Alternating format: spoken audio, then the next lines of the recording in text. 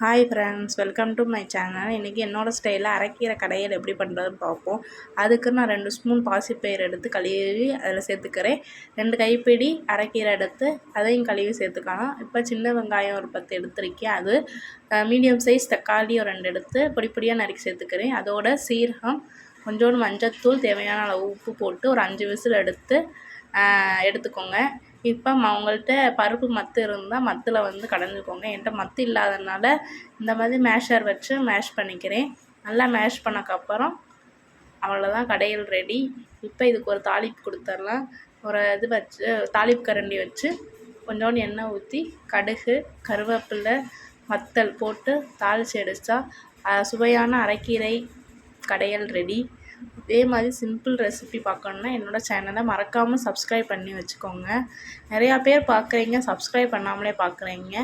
Subscribe பண்ணிவிட்டு பாருங்கள். Thank you all.